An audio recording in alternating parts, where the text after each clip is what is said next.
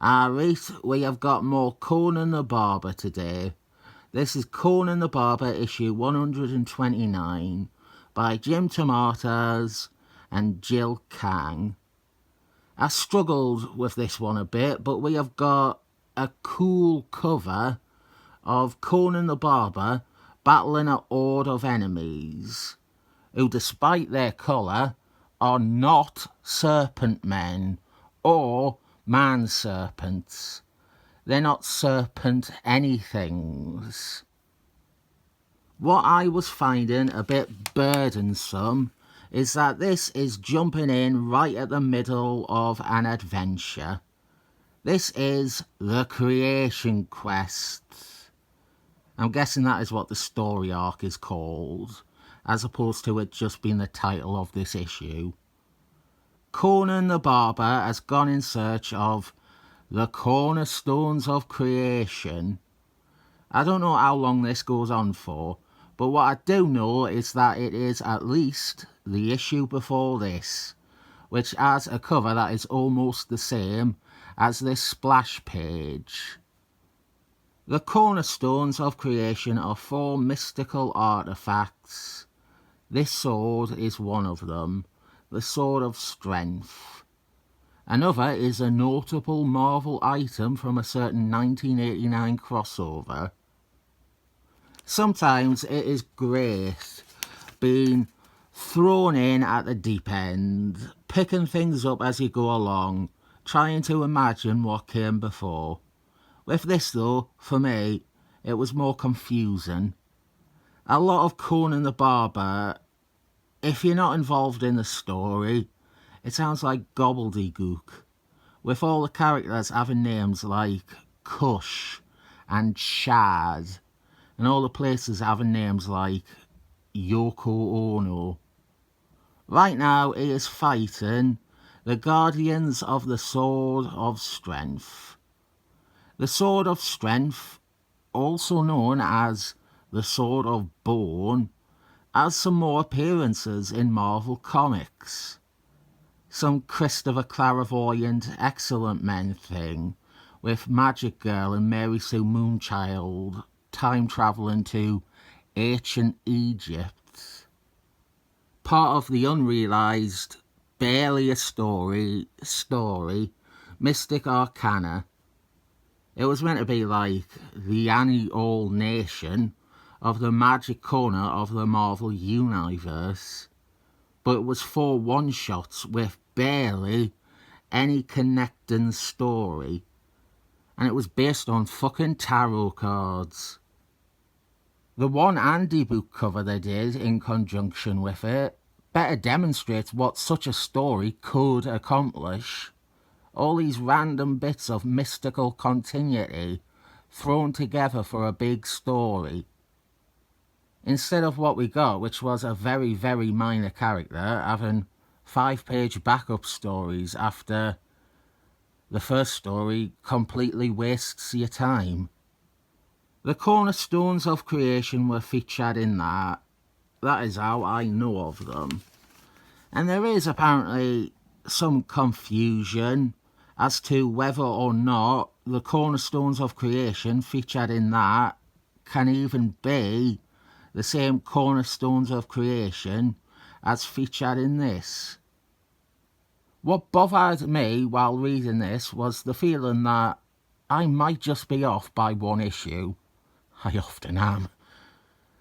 I might have just needed the issue before this to have all the necessary backstory for this one. We get it told to us here, and it doesn't feel like I have missed more than an issue. It's a little bit annoying. So here is the Sword of Creation. The idea is that, as I know them from the Mystic Arcana thing, the cornerstones of creation are each powerful totems created by the Elder Gods. The sword was created by Oshta, or Ishtar in this, who actually isn't one of the primary original Elder Gods. Now you want to know what is wild?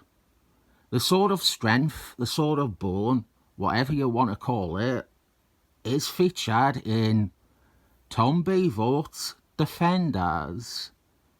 It is Cadaver's weapon, his new character, Cadaver. And that is the next issue of that series I have to review as well. Again, like with Mystic Arcana, there is debate about whether or not it is actually the same thing as featured in Conan the Barber. But on paper, for all intents and purposes, they are, at the least, meant to be the same or similar. They are definitely related, if not being the exact same object across the centuries. What's amazing is I have done a few Conan the Barber videos now and never once talked about Conan himself. Conan the Barber, Conan O'Barber, is a fine character. Nothing echoes that more than him having such a long-lasting comic book series. I don't think of Conan as a deep or even a rich character, at least in terms of personality.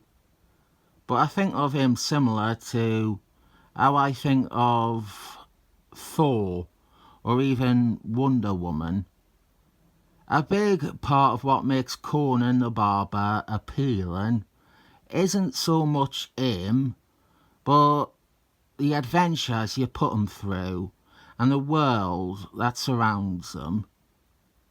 I think of Conan the Barber as chiefly a comic by Roger Thompson and Sal Buscema, brother of a brother. But there's been plenty of other notable Conan the Barber creatives. There's Alan Windsor Smithy. There's Les Battersby, Topher Proust, Kurt Busey. Maybe they should have just limited it to Thompson and Buscema, actually. This issue is mainly Conan the Barber fighting the Guardians of the Sword. A lot of splash imagery, actually. And Jill Kang isn't an artist I would think of when it comes to splash imagery. I think splash imagery works with Conan the Barber. This is great action for the Conan the Barber fans. Elsewhere, we have an evil wizard called Poor Styes. He wants the cornerstones for himself. He wants the power of the cornerstones of creation. So now, I think it is time to reveal one of the cornerstones for you. The Dark Book. Chthon's Dark Book. That is one of them. Although it is a mirror now. As I said, the melding of this lore with Marvel lore isn't as clean as you would expect. Then we have a scene, this scene, set in, the comics call it, this place is officially named in the comic. I am not making this name up myself. The comics outright introduce a Middle Eastern type of village, and they have actually called it Iranistan. They have come to this place in search of another of the cornerstones of creation. This time around, it is a crown of wisdom. They want the crown of wisdom. Get your guesses in now for what the crown of wisdom is. It should be blatantly apparent because not only have I mentioned it, but it is why I got this issue and the next one. The Crown of Wisdom is an early iteration of the Serpent art. This is it here.